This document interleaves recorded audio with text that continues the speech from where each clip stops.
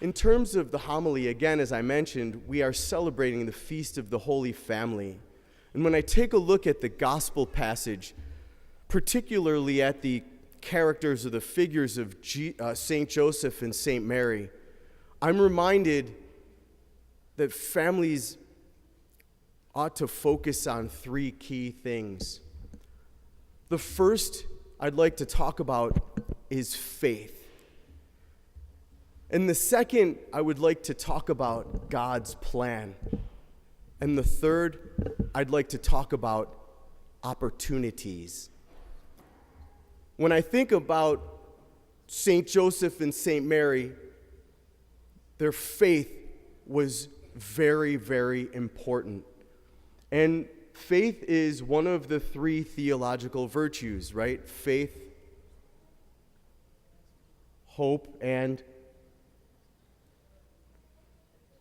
nothing? Charity? Everyone know that? Faith, hope, and charity.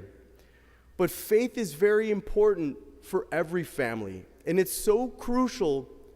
I don't mean to single out fathers necessarily, but statistics and surveys have shown how important it is for the father's role to have make faith a major part of passing on the faith to their children. It's not, I'm not being chauvinistic in any way.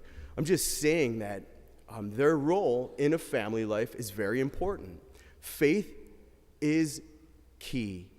When I look at Joseph and Mary, they had great faith. They trusted. That's another word for faith. What's another word for faith? Trusted. They trusted. Trusting in God is so important. When you take a look at the angel of the Lord that appears to Joseph, here the poor guy is sleeping. The angel of the Lord says, pack up your stuff, move Mary and Jesus, and go to Egypt. In the middle of the night, they do that. As ridiculous as that may have seemed, Joseph trusted that what the Lord said he needed to do through the angel. Joseph and Mary were people who trusted in whatever God asked of them. Which leads me to the second point, and that is God's plan. When you take a look at each family and all of us here, God has a plan for each and every one of you. You. God has a plan for all of us. God has a plan for me. And it's important that we discern that plan in our lives. When I take a look at a guy like St. Joseph, he was able to discern God's plan in his life because I feel he had an amazing prayer life. His prayer life was probably very good because he was silent. Each and every one of us knows God speaks in quiet ways.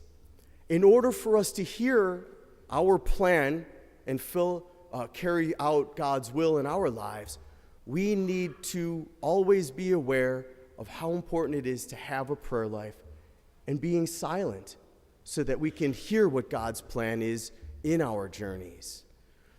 And that leads me to the third and final point, which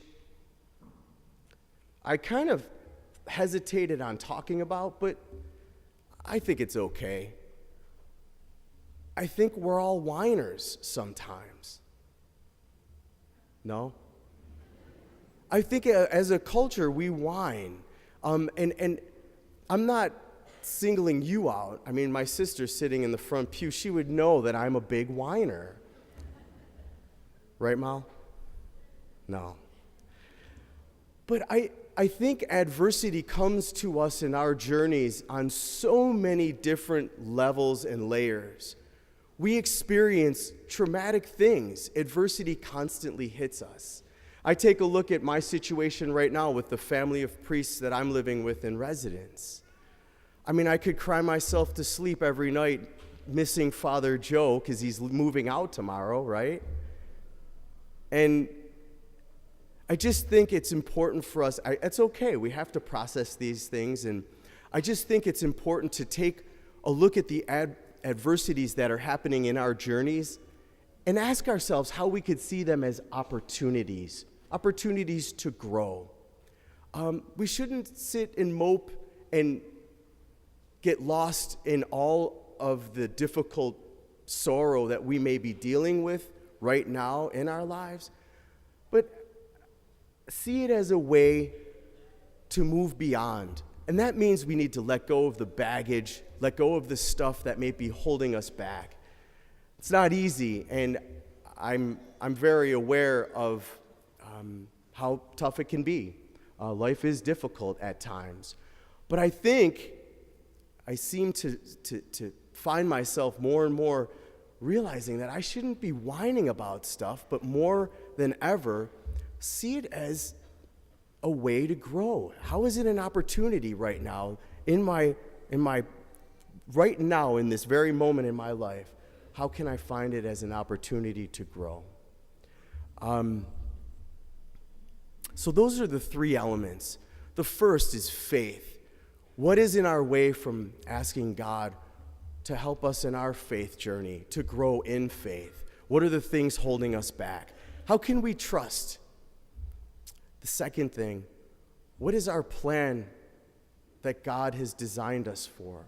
How can we be quiet in prayer and hear that plan better? What is it in our daily journey that we can change, do more of in order to be quiet? Maybe it's getting up a little earlier, going to bed a little later. Maybe it's stopping in the Adoration Chapel for 5 minutes a day.